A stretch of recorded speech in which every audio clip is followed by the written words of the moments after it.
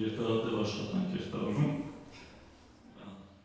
Օքսենհեմ ռոք խմբի անդամ, բաս գիթառահար, Շողակաթ հեռուստաընկերության երաժշտական խմբագիր Վահագն Պապայանը 3 տարի առաջ է Այբավակ դպրոցից դասավանդելու եւ նվագախումբ ձևավորելու հրավեր ստացել։ Պարզվեց, որ մեր երաժշտական կողմնորոշումները շատ տարբեր են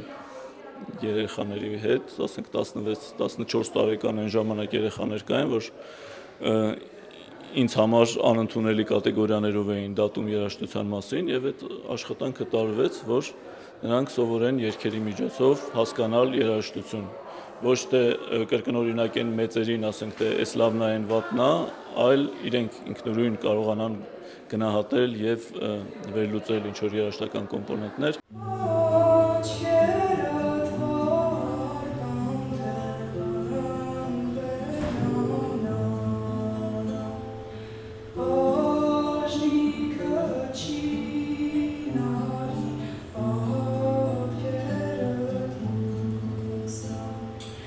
Աշակերտների ցանկությամբ դպրոցում ռոք նվագախումբ է ձևավորվել։ Երգելուն ու նվագելուն զուգընթաց սովորում են երաժշտություն ունկնդրել, հասկանալ եւ մեկնաբանել։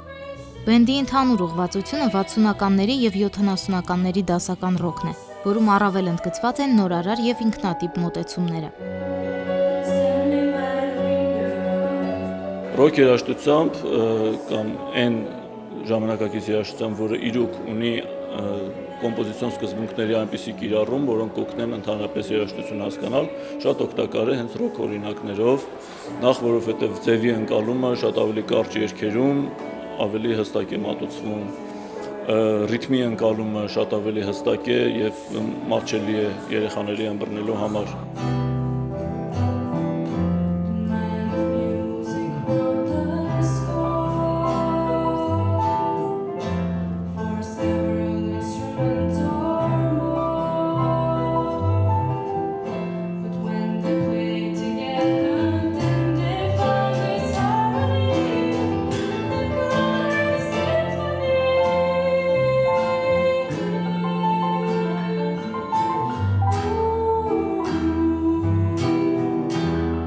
Երաժշտություն ունկնդրելու հմտություններ ձեռք բերելով վաղ թե ուշ պատանիների մեջ կառաջանա դասական գործեր լսելու, նաև հասկանալու ներքին պահանջ, վստահ է Վահագն Պապայանը։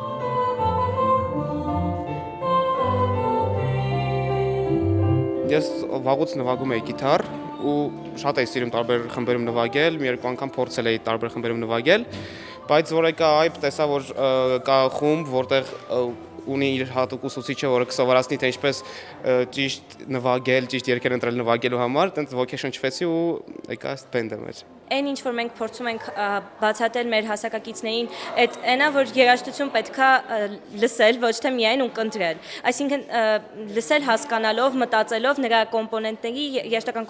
կոմպոնենտների մասին ու ոչ միայն լսել մենակ հաճույք ստանալու համար։ Ու այդ ամեն ինչը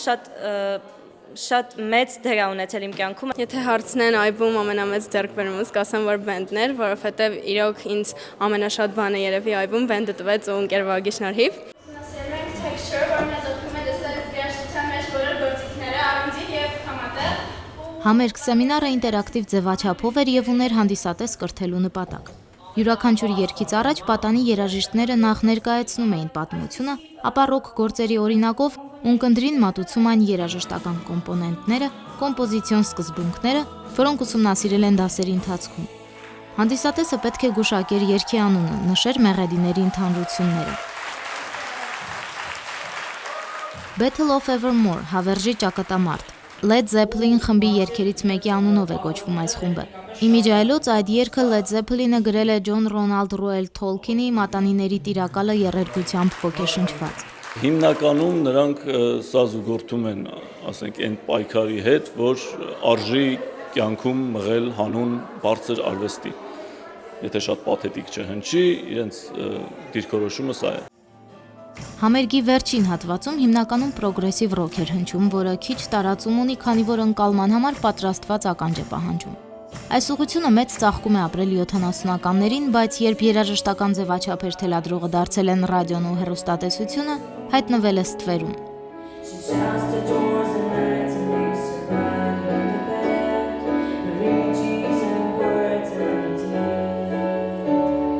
She has to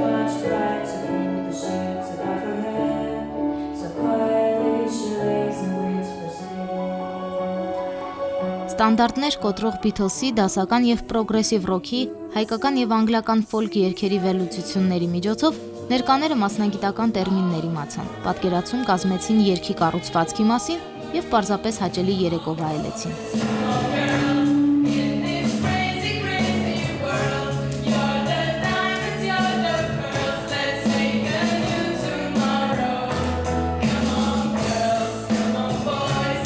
Անուշ Առաքելյան, Գարեգին Պապոյան, Ձայնագիր։